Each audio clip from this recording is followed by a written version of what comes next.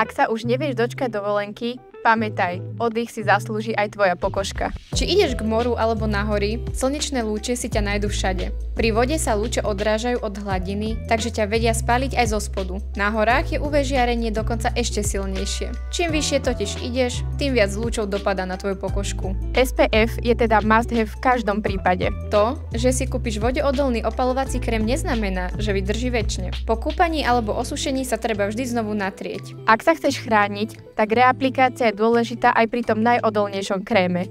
SPF na ochranu pred slnkom nestačí a preto sú klobúk a okuliare tvoj najlepší letný outfit. Ochránia pokožku, vlasy, aj oči a ešte k tomu budeš vyzerať štýlovo.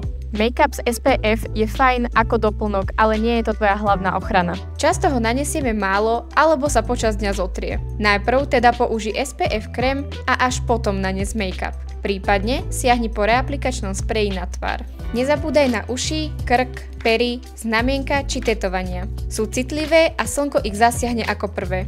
Preto si zbal SPF balzam na pery, ochrannú tyčinku alebo krém. Spraví to naozaj veľký rozdiel. Ja už som na cestu pripravená. A kam sa chystáš tento rok opalovať ty?